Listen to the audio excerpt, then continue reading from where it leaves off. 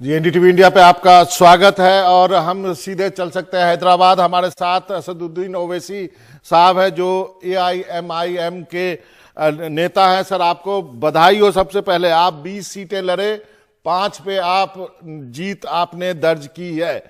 अब इसको आप कैसे एक्सप्लेन करते हैं? बिहार में पहली बार जो आप इतनी 5 विधायक होंगे, आपके एक पहले था। आप जानते हैं कि 5 साल पहले हम लोग 6 सीट पर लड़े थे। 5 में हम जमानत जब्त हो गई और 6 सीट हार गए थे। फिर हम लोग 5 साल मुसलसल मेहनत करते रहे। हमारे जो पार्टी के अध्यक्ष अख्तर ईमान और हैदराबाद के अब्दुल माजिद साहब बहुत मेहनत किए। फिर पार्लियामेंट के 19 के चुनाव में हमने 3 लाख वोट हासिल किए। फिर 10 महीने पहले हमने एक असेंबली इलेक्शन बाई इलेक्शन हुआ, वो जीता। तो मेहनत चल रही थी। हम सीमांचल की जनता के दरमियान में थे, उनकी बात कर रहे थे, उनकी इंसाफ की लड़ाई लड़ रहे थे और कल भी लड़ेंगे। तो ये अल्लाह का करम है कि सीमांचल की जनता ने हमको अपना वोट दिया, अपनी मोहब्बतों से नवाजा। तो ये अब तक का सफर रहा है और हमको और आगे और मेहनत करना है। अब और हम अगला स्टेप क्या होगा आपका? अगला चुनाव जो है पश्चिम बंगाल का है, उसके बाद उत्तर प्रदेश का है। आप का अगला स्टेप जानना चाहता हूं। अगला स्टेप अब ये होगा कि हम देखेंगे पश्चिम बंगाल में हम लोग अपने पार्टी यूनिट के जिम्मेदारों से बात कर रहेंगे जो वहां पर मेहनत कर रहे हैं। कई हमारे पार्टी के लीडर्स को टीएमसी की सरकार ने जेल में डाल दिया झूठे केसेस लगाकर। तो उनसे बात करेंगे, अगर वो हमको इत्मीनान दिलाएंगे, कॉन्फिडेंस दिलाएंगे और एक इलेक्शन लड़ने के लिए हमारे पास वो तमाम चीजें हैं, तो यकीनन हम लोग फैसला लेकर इसके बारे में गौर करेंगे। तो आप क्या ये कह सकते हैं अभी कि आप उत्तर प्रदेश और पश्चिम बंगाल में चुनाव लड़ेंगे? उत्तर प्रदेश में तो हमने लड़ा है और पहले लड़े हमने उत्तर प्रदेश में, कामयाबी नहीं मिली। फिर आज से 2.5-3 साल पहले उत्तर प्रदेश के जो म्युनिसिपल चुनाव हुए थे, जिला परिषद के, पंचायत के, हम उसमें लड़े, उसमें कामयाबी मिली। अब उत्तर प्रदेश में हमारा संगठन अच्छा मजबूत हो रहा है और हम यकीनन उत्तर प्रदेश लड़ेंगे। बंगाल के हद तक मैं आपसे कह रहा हूं कि बंगाल की यूनिट के जिम्मेदारों से हम बैठ के बात करेंगे और उसके बाद फैसला करेंगे। यूपी तो लड़ेंगे जरूर। तो बंगाल में आप जो अभी फैसला नहीं कर पा रहे, तो क्या आपको लगता है कि बंगाल में अलायंस करेंगे कहीं पे? नहीं, पहले तो हमको अपनी पार्टी के ताल्लुक से फैसला करना है, तो अलायंस तो बाद में आएगा।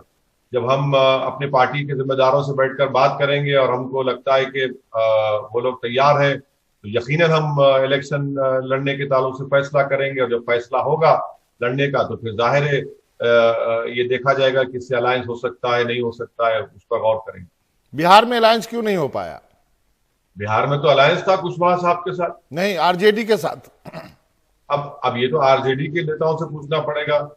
हमारे बिहार के अध्यक्ष अख्तर ईमान ने चुनाव से बहुत पहले पटना जाकर आरजेडी के जिम्मेदारों से मुलाकात की। बल्कि जो मुसलमान उलेमा है, सोशल एक्टिविस्ट हैं, जिम्मेदारान हैं, उनसे जाकर मुलाकात की। उनसे कहा कि देखिए, हम अलायंस के लिए तैयार हैं, अगर आप बाद में हमको ब्लेम मत करिए कि ऐसा हो गया, खुला हो गया। तो हम तो अपनी कोशिश किए।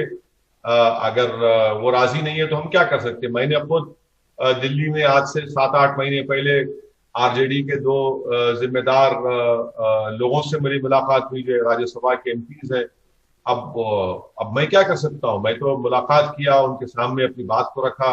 मुझे ये नहीं मालूम कि आरजेडी की लीडरशिप हायरार्की में उनका कितना असर था, मगर हम तो कोशिश किए कि अलायंस हो जाए। मगर अब नहीं हुआ, तो अब क्या कर सकते, उसके बारे में क्या बताया जा सकता? नहीं, मेरा सवाल इसलिए, मुझे याद है आपने 7-8 महीने पहले मुझे बताया था कि आप बातचीत करने की कोशिश कर रहे हैं, लेकिन आरजेडी जो है और आपकी जो पार्टी है, समान विचारधारा वाली पार्टियां हैं, तो एक नेचुरल एलाय के रूप में आप ये अलायंस होना चाहिए था। अब वो हुआ नहीं। मैं आपको वोट कटवा नहीं मानता हूं, मैं आपको वोट लुटवा मानता हूं। आप आते हैं और एक चंक वोट उठा के वहां से चले जाते हैं। इस पर आप क्या कहेंगे?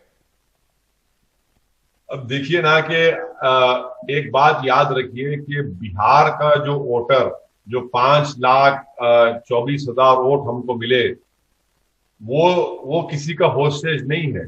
अगर आप उसको ये बात कहेंगे तो ये तो उसकी बेइज्जती होगी। ये तो आप उसको कह रहे हैं कि उसको पता ही नहीं है। भाई, वो अपने होशो हवास में किस ये उम्मीद पर और पूरी मोहब्बत के साथ और पूरे एतमाद के साथ एमआईएम पार्टी को वोट दिया है, तो मैं उनको सलाम करता हूं। मेरे पास तो अल्फाज नहीं है उनका शुक्रिया अदा करने के लिए। जो पार्टी ये समझती है कि वोटर हमारा गुलाम है और हम जैसा चाहे उसको इस्तेमाल करेंगे, वो दिन चले गए। वो दिन अभी नहीं रहने वाले हैं कि किसी का भी वोटर जो है उनके साथ रहने वाला नहीं है। आपको काम करना पड़ेगा, उनका दिल जीतना पड़ेगा।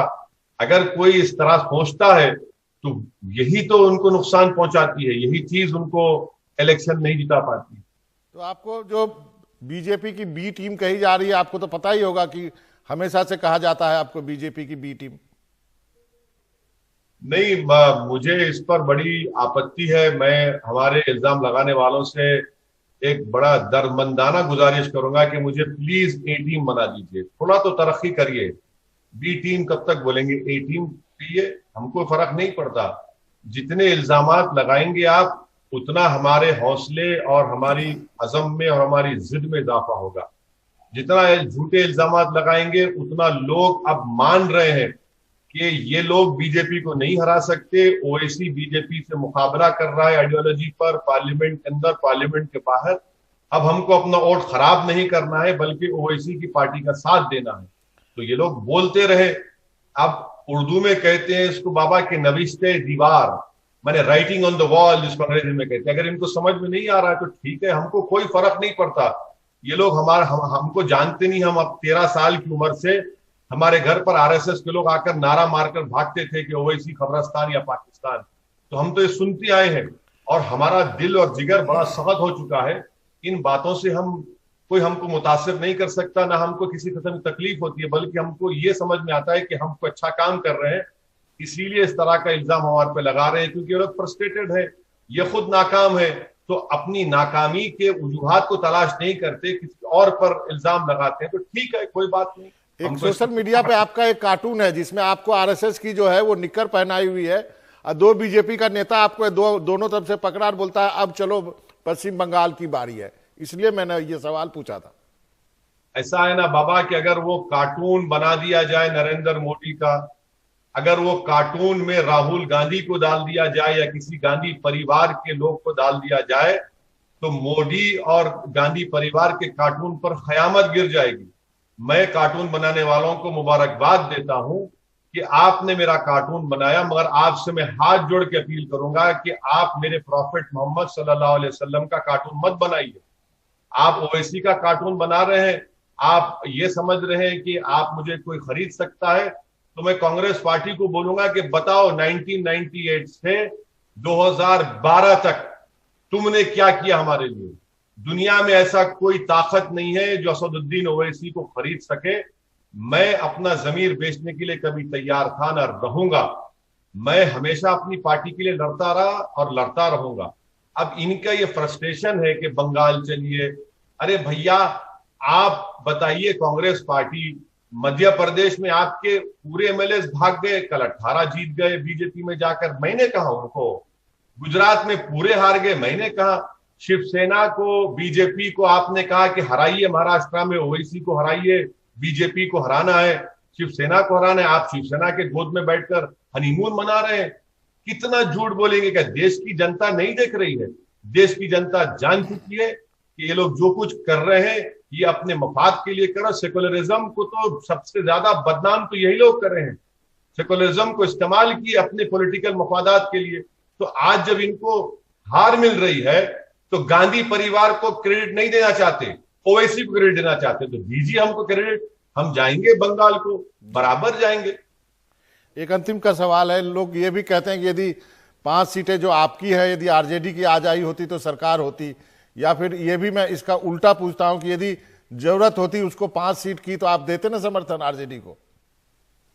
आप सबसे पहले मैं आपको बताना चाह रहा हूं कि मेरे पास एम्पिरिकल डेटा है कि हम जो 20 सीट पर लड़े उसमें से 5 पे हम कामयाब हुए, 6 पर एनडीए और 9 पर महागठबंधन कामयाब हुआ। बताइए आप। और 5 सीट तायद की बात कर रहे आप। अगर आपके पास, आपको 5 सीट क्या, बिहार में जो माहौल था बाबा, आप तो बिहार के हैं, 5 सीट की जरूरत ही नहीं पड़ती अगर आप सही इलेक्शन लड़ते। किस बुनियाद पर आपने कांग्रेस को 70 सीट दिए? वो बूढ़ी कांग्रेस जो कुछ नहीं कर पाती, 70 में 20 जीती तो 50 कौन जीता? बताइए ना। बाबा 50 सीट पर बात नहीं होगी, मुस्लिम वोट पर बात होगी, ठाकुर वोट पर बात नहीं होगी, भूमियार पर बात नहीं होगी, ब्राह्मण वोट पर बात नहीं होगी, वैश्या वोट पर बात नहीं होगी, यादव वोट पर बात नहीं होगी, ना 55वां के ऊपर बात होगी। बात होगी तो मुस्लिम वोट पर। क्या के ठेका लेके रखे हैं? हम क्या किसी के गुलाम हैं? ये इनको समझना चाहिए। सही कहा आपने। यदि वो जो 70 में से 20 भी आपको दिया होता तो शायद आज खेल दूसरा होता, जैसा कि माले ने करके दिखाया। आपका बहुत बहुत शुक्रिया ओवैसी साहब, आपने वक्त निकाला एनडीटीवी से बातचीत करने के लिए। बहुत बहुत धन्यवाद। Thank you.